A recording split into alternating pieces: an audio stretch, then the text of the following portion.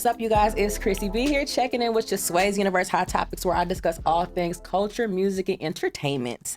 I am here with a goat in his own right, Algee Smith. What's up? Come on. What's the deal? How What's you doing? the deal? Singer, songwriter, actor. Yeah, What don't you do? Yeah. I'm trying to figure that out right now. No, I'm doing good. How you feeling? I'm great, thank you. Happy Thursday. Yeah, we were just talking about that. I don't know what day it is right now. Really, like for real. Likewise. First things first, we got to give a shout out to our liquor sponsor, Yaya Liqueur. So let's toast to that. Come on, let's Black do it. owned, Let's right? do Did you it. try it Let's yet? do it. I Okay, did. wait, I'm gonna try it on camera though, because they're trying to find the mic. All right, well, cheers, kind of cheers. Cheers, Toast to you for being cheers, here. cheers. Let's take a sip. Nice. Fire, right? Nice. It's fire. Need to holler at y'all. It's sweet. Yeah. You know, but you know, it's a creeper too. So when I usually take about, when I'm just trying to like, if I drink it throughout the day, I can go 5 or 6 shots, and I'm good. Yeah, it don't seem like it does. It's not harsh going down. No, like, it's not. That's the scary part about it. Right. Though. I'll be drinking that all day. Yeah, drinking that all day. We have quite the resume, young man. Come on. You have come quite on. the resume. Okay, so I discovered you, Ralph Tresvant. I'm sure a lot of people did from the New Edition store. I thought you were phenomenal. Thank you. Phenomenal. Like, I'm a millennial. I grew up listening to New Edition. Yeah. And you played the hell out of that role. I appreciate it. So that was my introduction to you. But of course, it keeps, the bag is deeper, you know, Detroit, the Gates. Now you're a series regular on American Blue. Yeah. Congratulations. Thank you. I appreciate that. You know, black men in film. Yeah. How has that journey been for you? First of all, that's a powerful thing right there. Black men in film. Yeah, Just a whole it is. statement. But the journey for me has been one of a lot of self-discovery, one of a lot of faith, one of a lot of the roller coaster ride, ups and downs, and down and up and ups and downs. And but it has also been such a beautiful journey, like for me to be able to express myself and through art, and for people to be able to connect with it and tell me that I helped change their perspective or change their life, or I've had people tell me I've stopped them from committing suicide from a film or music. So it's just like to be able to use my gift and for it to affect the world the way it does for whoever it affects, it's beautiful. Yeah. Yeah. I love that. But you play so many roles and characters, and we're going to definitely get into you being a singer, an artist now. But you play so many roles, and I'm always interested to know, is there any particular role where you had to kind of get so deep into character where you felt like it really kind of took over you as an actual person once you stepped outside of that role? Yeah, definitely. I would say for me, that was Detroit. Okay.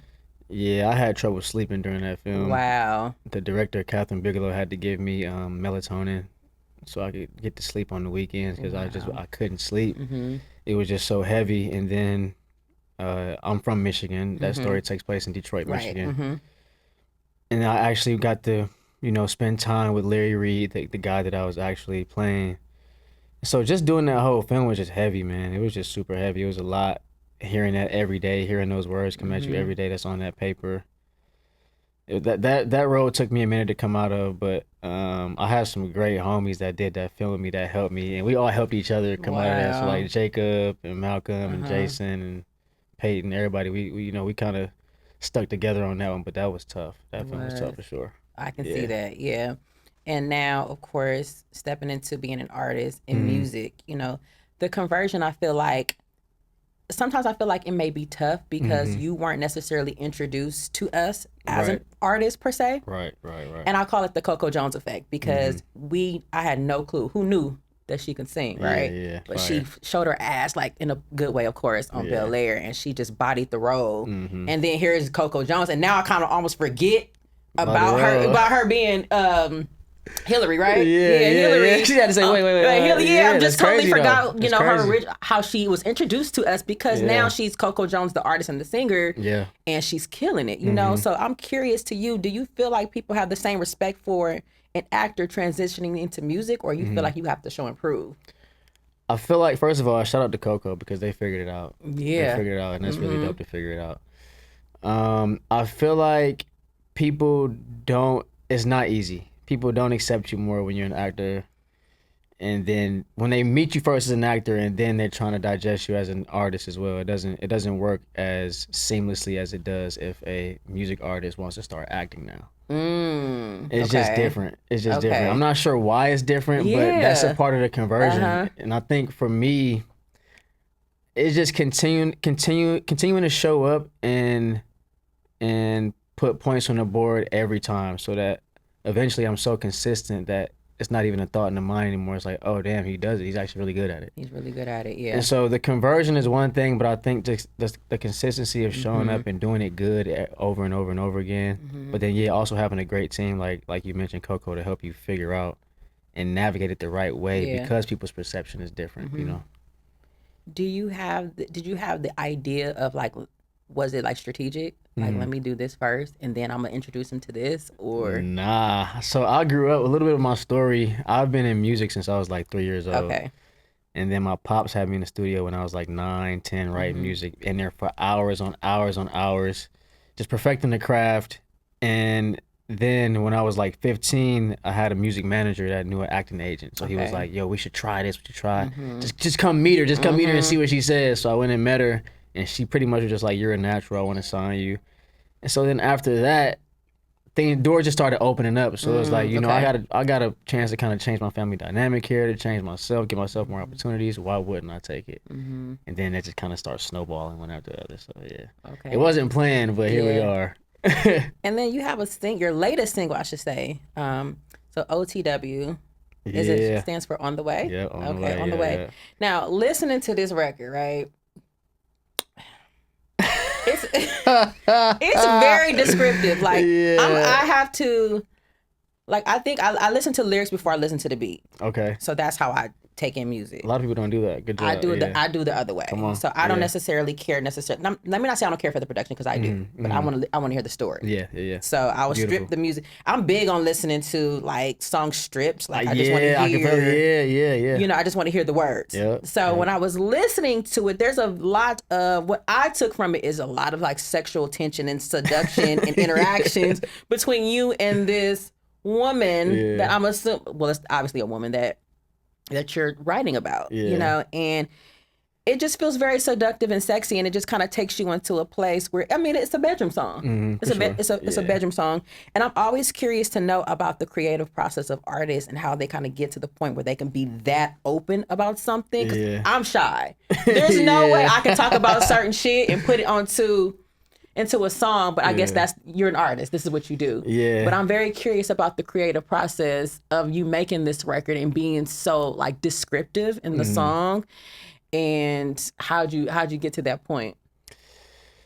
Great point on. So I'll say two things. I think being an artist is also a superpower because you have the ability to. No one has to be in the room when you express that. You're just in the studio by yourself. Great point. Or your engineer or whoever it is. Great so point. You're much more comfortable whether than you were in a room full of 100 people or 1,000 people expressing it for the first time. So I'll say that, like, that's a way that you can kind of get over that. But then also, just for me writing this record, I'm a Scorpio. So that's what it was. I love Scorpios, by the way. You guys are very expressive in so many ways. Yeah, I'm dating a Scorpio, so we're like, yeah. So that song was not too far off from you know just the nature of everything that goes on with the Scorpio's world. But for me, it usually is just I hear the music. When I hear the music that inspires me, the music gives me a certain feeling on what the song should be about. So for me, if it's a upbeat, happy feeling, then I want to put some happy behind it. If it feels sexy, I want to put some sexy behind it. So I was able to work with some dope writers and producers in Atlanta to get that record done. Creative Villains, JC Asia. Yeah. And we just penned a sexy record. I was like, I want a bedroom song, but I don't want it to feel too slow though. Yeah. I still want to have some bounce to it. So that's why I got that feel. And during your uninspired, unmotivated moments where you feel like you just absolutely can't create, but I feel like all creatives have this thing where they feel like I absolutely need to be doing something or I don't feel productive. Yeah, that's me. You know, so it's like, what do you do? Like, of course, because you have the two outlets, you have the acting bag and you have now you're a singer-songwriter. So what do you do when you're feeling uninspired and unmotivated and you just feel like, but you have to be able to get something out? How does that translate? I'm trying to find I'm trying to find a balance with work and life. Yeah. At this current moment. Mm-hmm. I don't think I know how to rest. I don't think I know how to just sit down and not do anything. Okay. And being that I'm a creative, it only makes it worse. Yeah. Because it's like not just antsy. It's like, oh, I want to create. I want to do something. I want to. So for me, I don't know. It's so tough. I'm always doing something. Yeah. But I try to. For me to scratch that itch, I try to work out. You know, a lot often. Mm-hmm. I'm into like trading stocks, so I do that.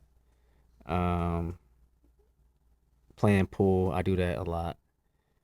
Spending time with my dog, I do that quite often. Okay. But I do need to find a way. I do need to find, I think, the balance of rest. I went on a slight like getaway vacation last month, and I wasn't vacating though. Yeah, I was still working. Yeah, I was still working. So I'll get back to you on that.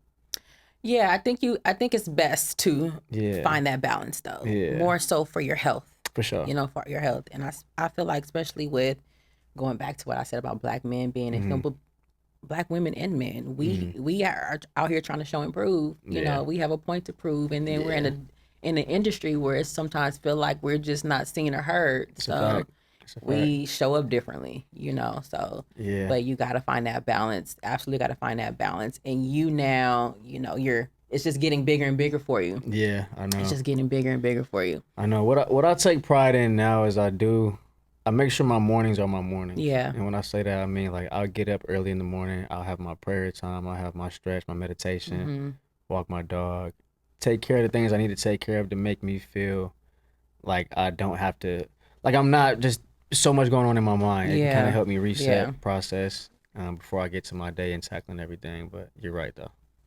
But you participated in a mental health program? I did. You did. That helped mental health storytelling through filmmaking, right? Yeah. So that was an Oscar Go Rising thing. Yeah. And that was so the Oscars has an academy called the Go Rising Academy, which are like all the up and coming, just best creative directors, producers, filmmakers in general. Yeah. So I did a film called Young Wild Free, which deals with mental health. The character that I played, Brandon, he has like personality disorder.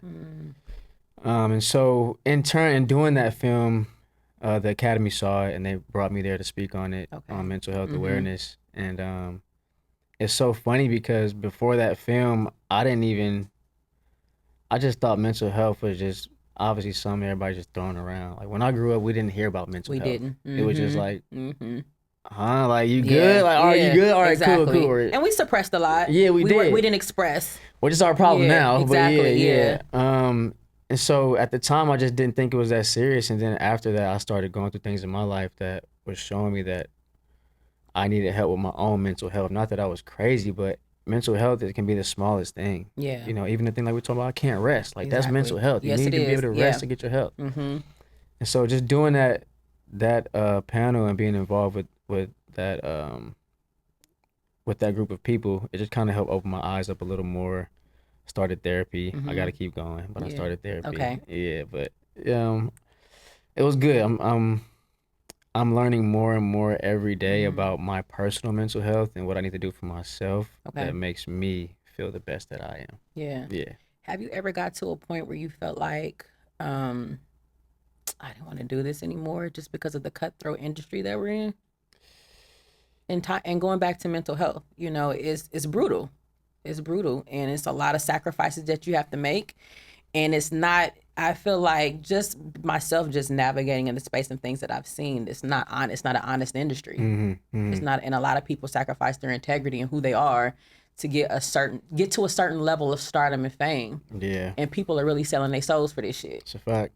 So I'm very curious on how you feel, you know, now that you're climbing and you're getting to a certain height. Yeah. Like, how are you feeling about sometimes, like, is this my purpose? You know? Yeah, everything's going great, but down to the core of my soul, is this shit what I'm really going to end up doing for the rest of my life? Exactly. That's a great question. I've definitely been there before. And it's been quite a while since I've been there. Now, that doesn't mean that I haven't felt the ups and downs of the challenges and just being like, bruh, I'm over it. But I have been to the place where I actually did want to quit before. Okay. And question that if this was my purpose. Mm-hmm. Now it's just the emotions that try to come in that is like, I'm not there anymore. I know this is my purpose, is what I'm trying to say. I know it's my purpose. Mm-hmm. Now it's just the wave of emotions that come with dealing with it. That I took this on. This is my responsibility. Now I got to deal with it. But yeah, it gets like that in this industry for real, because when you pour I pour my heart and soul out in everything that I do. Mm-hmm.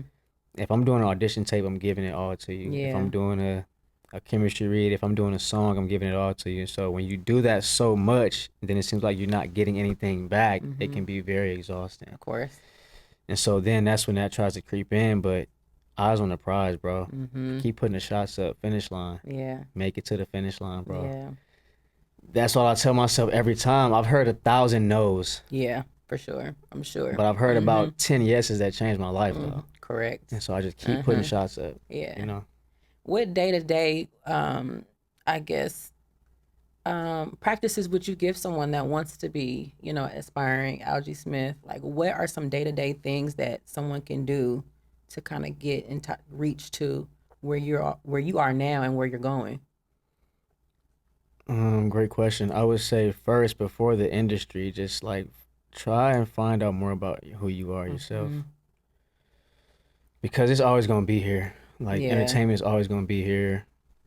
Not saying that people don't have certain windows and you're not supposed to seize the moment at certain times, but I just feel like the most important thing is who you are. Yeah. Because, man, it'll eat you up. Yeah. If you just put your all into it and I just want to do this, I just want to do this. And not saying don't be hungry for it, but put yourself first, spend time with yourself, treat yourself. Go do things that are outside of the craft. Correct. Yeah. Like I play pool. I love playing pool. Yeah. I love chilling with the homies. Like I do things that I don't have to think about acting or music all the time. But then that's one thing. Now when we talk about the work, study, bro. Study every day. Find something to study. Even if it's just a 5-10 minute YouTube video, even if it's just watching a scene, reading. Be a student of the game first. Come on, reading. You do. Reading something like reading some material, a scene, a script. Something. If you're doing music, just vocal warm-ups, even messing around, throwing a beat on, freestyling, just something to keep the muscles sharp. I would say do that every day. And then going back to the first point about finding yourself, it works with the art too, because especially as an actor and a musician, but especially as an actor, when you know who you are, then there's only certain things that you do and you doing really well. So I know for myself, I'm a charmer, bro. I know for myself, I'm also like, I have certain things that I can play to as strengths, so I use those in audition tapes, or I use those in the scene. Because can't nobody else do it like me. So everybody might come in here and read the same thing, but I'm only going to put the one, like get the one to put the actual flavor on it that I can put on it. So, but that comes from locking in with yourself and knowing more of who you are. So I would say those are a couple things. And then if you're an actor, always be in class. Just always be in class. Yeah. I don't care, just always be in class. And then one thing I kind of missed too, like in my era, we had a lot of performing arts and theater classes. Like in high school for me, there was like band, there was music classes, there was a lot of that. And we're kind of missing that now too, because I feel like if kids had those programs in school, I feel like now in this climate, a lot of them would love to do it, So it's a fact, find those schools and programs if you can and join those. I know they're costly, but there's some that are like, especially in LA in this community. And I would give a quick shout out to Fernando Pullum. He's he's in Leimert Park. He is the only, he's only black owned music school that's free in Leimert Park. Fernando Pullum, that's hard. So if you guys are ever in Leimert Park, if you're LA local, you know Leimert Park, and Fernando Pullum is right on Dagnan. It's a challenge to get in there because everybody wants to get in there, but he offers free music lessons. That's so dope. He offers free music lessons, and all the kids play every single instrument. A lot of the kids be at the jazz festivals, and they perform. Damn, I want to go. I gotta go check it out. Yeah, they perform. So it's a lot of programs that we're missing. Yeah, that's what's up. But man. Going back to your music journey, before obviously On the Way, there was Love Lost, and you have to keep. I feel like. Proving yourself. Like, because it just keeps getting better and better, so you move away from the emotional world of love lost. Now there's On the Way. And now how are you going to continue to show, improve, and just keep, keeping your place in this R&B industry where I feel like now it's kind of oversaturated, if you want my honest opinion. Yeah. I feel like we're in a very oversaturated industry of music. I'm trying to consume it all. Because, again, coming from where I'm from, it was the rollout. It was one artist at a time. Like when Destiny's Child was lit, it was just Destiny's Child. Beyonce had her moment. I'm like, okay, wait a minute. Eric Bell, all these there, everybody on tour. I'm like, slow the fuck down. I'm trying to catch up. That's real. I'm trying to see this person over here, Jill Scott, Thursday, and so far. It's just so much going on. Yeah. Did you go to Jill Scott yesterday? No. Okay. Listen, I'm going to go see the Doobie Brothers tonight. I know nobody cares about Santana. No, okay. That's crazy. Okay, Doobie Brothers, that's crazy. Come on, yeah. So I have an eclectic palette for music. That's what's up. Yeah. So Michael McDonald, but. Oh.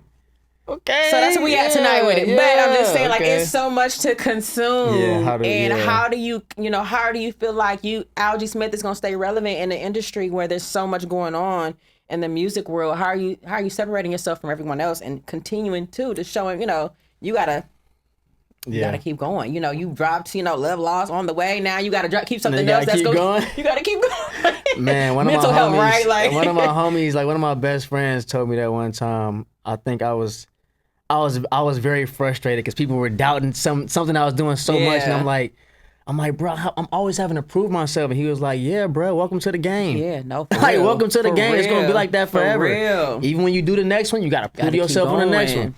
So I'm used to that. Like, I'm in the game for life. I'm not a quitter. I don't quit. If I'm in something, I'm gonna figure it out until I get it. That's just the type of person that I am. But with the music, how I think I'm gonna stay relevant, what I think is beautiful today is that a lot of things are community based and interest based. Yeah.